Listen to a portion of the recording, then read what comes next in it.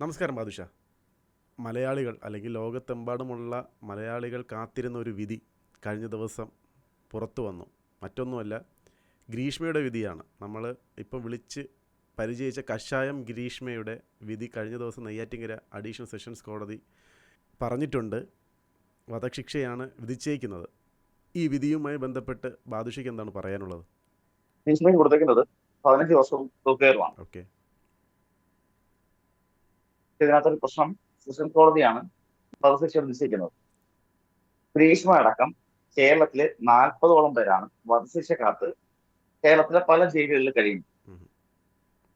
ഗ്രീഷ്മ എത്തുന്നവരെ 39 പേരായിരുന്നു. അപ്പൊ ഗ്രീഷ്മയോട് കൂടി ചേർത്ത് 40 പേരാണ് വധശിക്ഷ കാത്ത് കഴിയുന്നത്.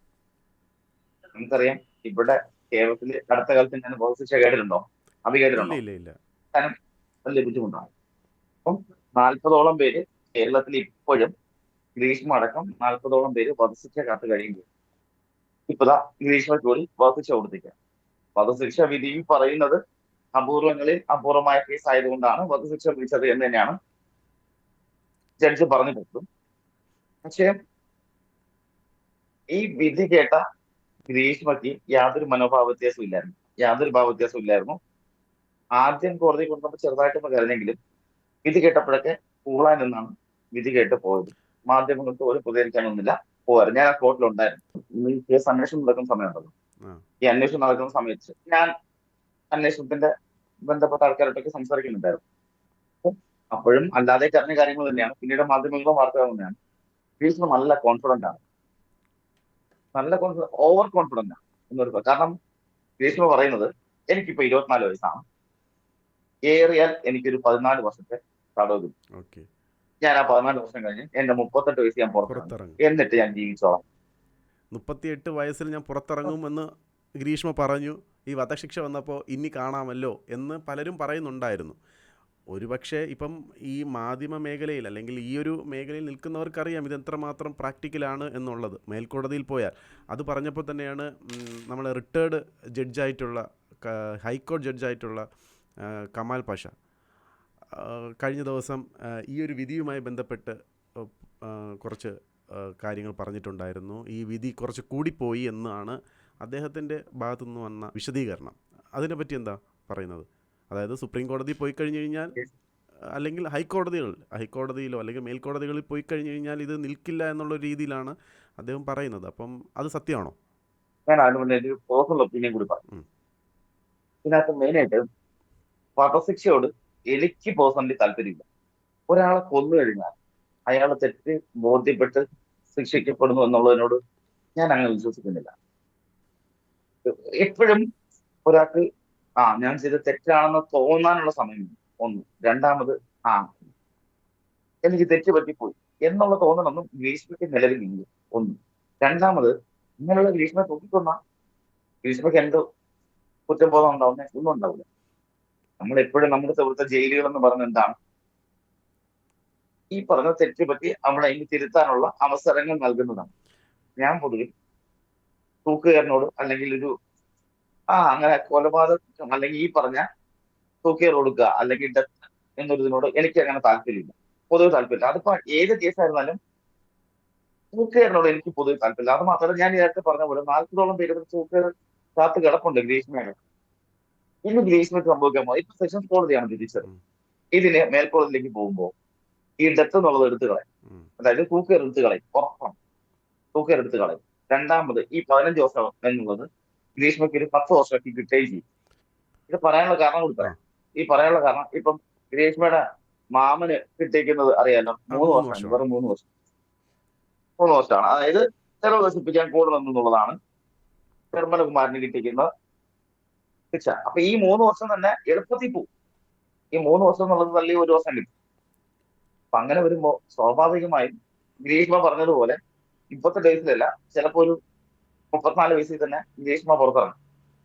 ഇതാണ് സംഭവിക്കാൻ പോകുന്നത്. കമാൽ പാഷ പറയുമ്പോൾ അല്ലെങ്കിൽ ഒരു നിയമം പഠിച്ച ഒരാൾ പറയുമ്പോൾ ഉണ്ടാവുന്ന നിയമം, അവരുടെ ഫാമിലി അല്ലെങ്കിൽ പൊതുജനം ഇപ്പോ അവളെ കൊല്ലണം എന്നൊരു മനോഭാവത്തിൽ, അവൾ ചാവണം, അവൾ മരിക്കേണ്ടതാണ് എന്നുള്ള മനോഭാവത്തിലാണ് പൊതുജനം നിൽക്കുന്നത്. ചില കാര്യങ്ങളുടെ പൊതുജനത്തിന്റെ അഭിപ്രായം എപ്പോഴും വളരെ ക്രൂരമായ ചിന്താഗതി ആയിരിക്കുന്നു എനിക്ക് പലപ്പോഴും ഫീൽ ചെയ്തിട്ടുണ്ട്. ഇപ്പോ അജ്മൽ കസറിനെ കൊല്ലണം, ഗോവിന്ദസ്വാമിയെ കൊല്ലണം, അമീർ അസ്ലമിനെ കൊല്ലണം, ഇപ്പോഴത്തെ ഗ്രീഷ്മയെ കൊല്ലണം. ഇപ്പൊ ജിഷ വധക്കേസിലുണ്ടായിരുന്ന അമീർ ഇസ്ലാമിനെയും കൊല്ലണം എന്ന് പറഞ്ഞ് വാദിക്കുന്ന ആൾക്കാർ, സൗമ്യ വധക്കേസിലുള്ള ഗോവിന്ദസ്വാമിയെ കൊല്ലണം എന്ന് പറയുന്ന ഞാനും നീയും അടക്കമുള്ള ആൾക്കാർ ഇവരൊക്കെ കൊല്ലേണ്ടതാണ് എന്നുള്ള ചിന്താഗതിയിലേക്ക് എത്തുന്നുണ്ട്. ഒരിക്കലും വധശിക്ഷ ഒരാളുടെ തെറ്റ് തിരുത്തപ്പെടാനുള്ള കാരണമെന്ന് ഞാൻ വിശ്വസിക്കുന്നു. കോടതിയിൽ പോലീസ് നിരത്തിയ തെളിയപ്പെട്ട കേസുകൾ എന്തൊക്കെയായിരുന്നു ഗ്രീഷ്മയ്ക്കെതിരെ? കോടതി കണ്ടെത്തിയത് തട്ടിക്കൊണ്ടുപോകല്, വിഷം കൊടുക്കല്, അതുപോലെ കൊലപാതകം, പിന്നെ തെളിവ് നശിപ്പിക്കൽ. ഈ 4 കേസിനാണ്, ഈ 4 ഇതാണ് വാദിഭാഗം പ്രതിക്കെതിരെ ചുമത്തിയിട്ടുള്ളത്. ഈ 4ഉം തെളിഞ്ഞിട്ടുണ്ട്. അമ്മാവന്റെ പേരിലുള്ളത് തെളിവ് നശിപ്പിക്കൽ മാത്രമാണ്. പിന്നെ അങ്ങനെയാണ് ഇതെല്ലാം അമ്മ സിന്ധുവിനെ വെറുതെ വിടുകയും ചെയ്തു. അത് തെളിവുകളുടെ അഭാവം ഉണ്ടായിരുന്നു. കാരണം അവരൊക്കെ പിന്നീടാണ് ഇതിലേക്ക് വരുന്നത് എന്നൊരു കാര്യം പറയുന്നത്. മകള് ചെയ്തു കൂട്ടുവെന്നുള്ളതേ ഉള്ളൂ, അവർക്കെതിരെ അങ്ങനെ തെളിവൊന്നുമില്ല കണ്ടെത്താനായിട്ട്. ഷാരോന്റെ അമ്മ പറയുന്നത് അമ്മയ്ക്കും കൂടെ കിട്ടണമായിരുന്നു. കോടതി പറഞ്ഞൊരു കാര്യം, സ്വാഭാവികമായിട്ട് നമ്മളതിലത് പറയില്ലേ, അവരനുഭവിക്കണം എന്നല്ലേ നമുക്കുള്ളത്, അതിനാണ് അവർക്കുള്ളത്. മറ്റൊന്ന് കോടതി പറഞ്ഞൊരു കാര്യം, തെളിവ് നശിപ്പിക്കാൻ വേണ്ടിയിട്ട് ഗ്രീഷ്മ ശ്രമിച്ച എല്ലാ ശ്രമങ്ങളും തെളിവുകളെല്ലാം സ്വയം കയ്യിൽ കൊണ്ടു നടക്കുന്ന ഒരു അവസ്ഥയായിരിക്കും. തെളിവുകളെല്ലാം സ്വയം കൊണ്ടു നടക്കുന്ന ഒരു സാഹചര്യമാണ് ഗ്രീഷ്മയ്ക്ക് ഉണ്ടായിരുന്നത്. അതായത് ജോസ് ചോദിച്ചപ്പോഴത്തേക്ക് അതിന്റെ വീഡിയോ എവിഡൻസ് വരെ ഉണ്ടായിരുന്നു. ഷാരോൺ ഒരു പക്ഷേ വെറുതെ എടുത്തൊരു കാര്യം പിന്നീട് തെളിവായി മാറി എന്നുള്ളതാണ്. അതുപോലെ ഷാരോന്റെ സഹോദരൻ, ഷാരോന്റെ കൂട്ടുകാരൻ, ഇവരുടെയൊക്കെ മൊഴി നിർണായകമായി എന്നുള്ളതാണ് ഈ കേസിൽ പ്രധാനമായിട്ട് എടുത്തു പറയുന്നത്. മറ്റൊന്ന്, പാറശാല പോലീസ് ആദ്യം മുതൽ ഇതിനോട് നിഷ്ക്രിയത്വമാണ് പാലിച്ചത്. അങ്ങനെ വലിയ ഇതില്ലായിരുന്നു. അവര് എന്തു പറയാൻ, കേസ് നിസ്സാരവൽക്കരിച്ചുകയാണെങ്കിൽ, പക്ഷേ പിന്നീട് വന്ന പോലീസുകാർ ഇതിനെല്ലാം ഓവർകം ചെയ്യുന്ന അവസ്ഥയുണ്ട്. അതായത് ആ വീഴ്ച, പാറശാല പോലീസിനെ പറ്റി എല്ലാ വീഴ്ചയും ഓവർകം ചെയ്തുകൊണ്ട് അന്വേഷണ ഉദ്യോഗസ്ഥർ കട്ടക്ക് നിന്നു എന്ന് പറഞ്ഞു. അവരുടെ കൂടി വിജയമാണ്. അതുകൊണ്ടാണ് കോടതി പോലീസുകാരെ എല്ലാം ഒന്നടക്കം അഭിനന്ദിക്കുന്ന ഒരു സാഹചര്യം ഉണ്ടായത്. ഇതിനകത്ത് എനിക്ക് ഭയങ്കരമായിട്ട് സ്ട്രൈക്ക് ചെയ്തൊരു കാര്യം, ഈ അന്വേഷണ ഉദ്യോഗസ്ഥനോട് മാധ്യമപ്രവർത്തകർ ചോദിക്കുകയാണ്, പ്രണയപ്പകയാണ് ഈ കൊലപാതകം. അപ്പൊ പോലീസുകാരൻ പറഞ്ഞ പ്രണയപ്പകയല്ല, അത് പ്രണയത്തിന്റെ രക്തസാക്ഷിയാണ് ഷാരോൺ. ഒരു പക്ഷേ ഒത്തിരി പേരുടെ വാട്സ്ആപ്പ് സ്റ്റാറ്റസുകൾ നിറഞ്ഞുകൊണ്ടിരിക്കുന്ന ഒരു കാര്യം കൂടിയാണ്. ബാക്ക്ഗ്രൗണ്ട് മ്യൂസിക് ഇട്ട് BGM ചേർത്ത് ഒത്തിരി പേരുടെ യങ്സ്റ്റേഴ്സിന്റെ വാട്സപ്പുകളുടെ സ്റ്റാറ്റസായി മാറിക്കൊണ്ടിരിക്കുന്ന ഒരു സാധനമാണ് ആ ഒരു പറയുന്ന ഒരു സാധനം. ഇത് പ്രണയപ്പകയൊന്നുമല്ല, പ്രണയത്തിന്റെ രക്തസാക്ഷിയാണ്. നമ്മളിപ്പം ഷാരോണിന്റെ ഭാഗത്ത് നിന്ന് നോക്കുമ്പോൾ അവസാന നിമിഷം വരെയും ഷാരോൺ ഗ്രീഷ്മയുടെ പേര് പറഞ്ഞിട്ടില്ല. ഇപ്പം പറഞ്ഞതുപോലെ 11 ദിവസം ഒരു തുള്ളി വെള്ളം ഉറക്കാൻ കഴിയാതെ നരകിച്ച ഷാരോൺ മരിക്കുന്നു. അവസാന നിമിഷങ്ങളിൽ പോലും ഷാരോൺ ഗ്രീഷ്മയുടെ പേര് പറയുന്നില്ല എന്നുള്ളതാണ് ഇവിടെ എടുക്കുന്നത്. മരണത്തിൽ പോലും, മരിക്കുന്ന ആ അവസ്ഥയിൽ പോലും ഗ്രീഷ്മ എത്രമാത്രം സ്നേഹിക്കുന്ന ഷാരോണിന്റെ കൂട്ടുകാരനോട് റെജിൻ ഏറ്റവും വലിയൊരു സാക്ഷിയാണ്. റെജിനോട് പറഞ്ഞത് അവളെന്നെ ചതിച്ചു എന്ന് റെജിനോട് പറയുന്നുണ്ടായിരുന്നു. റെജിനോട് മാത്രമാണ് ഷാരോൺ പറയുന്നത് അവളെന്നെ ചതിച്ചണം എന്ന് പറയുന്നത്. ആ ഒരൊറ്റ വാക്കിലാണ് ഈ കേസ് എല്ലാം നേരെ മാറുന്നത്. പിന്നെ ഷാരോന്റെ കുടുംബം ഉണ്ടല്ലോ, ഷാരോന്റെ സഹോദരനാണ്. അതായത് ഒരു ഘട്ടത്തിൽ കേസ് അവസാനിപ്പിക്കുക എന്നുള്ളൊരു നിലയിൽ വന്നപ്പോൾ വിട്ടുകൊടുക്കാതെ നിന്നത് ഈ ഷാരോന്റെ സഹോദരനാണ്.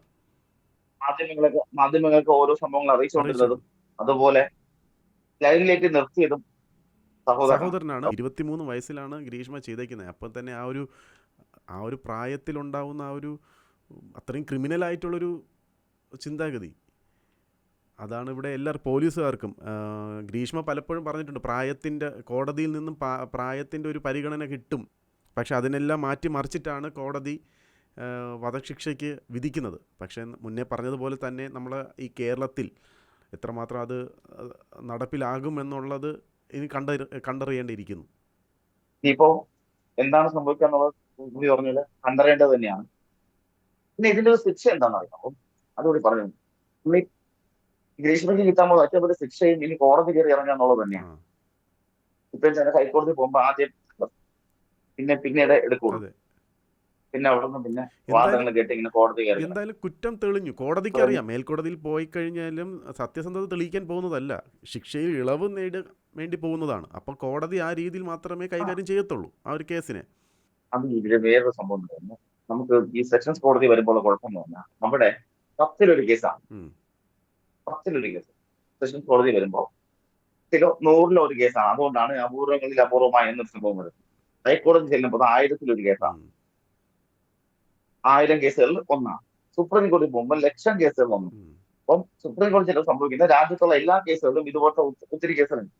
അങ്ങനെ വെച്ച് നോക്കുമ്പോൾ അതിലൊരു കേസ് അപ്പൊ സ്വാഭാവികമായിട്ടും ഒരു ശിക്ഷാവിധി കുറേ തന്നെ ചെയ്യും. ഇവിടെ നമുക്ക് വധശിക്ഷയാണ് സെഷൻ കോടതി വിധിച്ചെങ്കിൽ അവിടെ ചിലപ്പോൾ 10 വർഷം 6 വർഷമോ 10 വർഷം എന്തായാലും കിട്ടുമെന്നാണ് ഞാൻ പ്രതീക്ഷിക്കുന്നത്. 10 വർഷം വരെ കിട്ടും. അതിനപ്പുറത്തേക്ക് പോകില്ല. ഗ്രീഷ്മയുടെ ഈ കേസ് അത് ആർക്കെങ്കിലും ഈ ഒരു വിധി ഇനി ഇതുപോലുള്ളൊരു ക്രൈം നല്ലൊരു ചെയ്യാൻ, ആശ്വാസം. അത് പെണ്ണാകട്ടെ ആണാകട്ടെ, ഇങ്ങനൊരു ക്രൈം ചെയ്യാൻ മുതിരുന്ന അല്ലെങ്കിൽ അങ്ങനെ ഒരു മനോഭാവത്തിൽ നിൽക്കുന്നവർക്ക് ഒരു മാറ്റമുണ്ടാക്കിയാൽ അത് സമൂഹത്തിൽ ഏറ്റവും നല്ലത്. മാറ്റമുണ്ടാവേണ്ടത് സമൂഹത്തിൽ മാത്രമല്ല, നല്ല കടുത്ത ശിക്ഷകളാണെങ്കിൽ ഒരുപക്ഷെ എല്ലാവരും പറയുന്ന പോലെ കടുത്ത ശിക്ഷ കിട്ടിയാൽ മാറും. അങ്ങനല്ല. ചിന്താഗതി നമ്മുടെ കുറച്ചുകൂടി നിയമവ്യവസ്ഥ കുറച്ചുകൂടി നന്നായി വന്നാൽ കുറേയൊക്കെ മാറ്റങ്ങൾ ഉണ്ടാവാൻ സാധ്യത കൂടുതൽ. എന്തായാലും ആ കുടുംബത്തിന്റെ ഇതൊരു ആശ്വാസമാണ്. അതെ. ആശ്വാസം അങ്ങനെ തന്നെ നിൽക്കട്ടെ.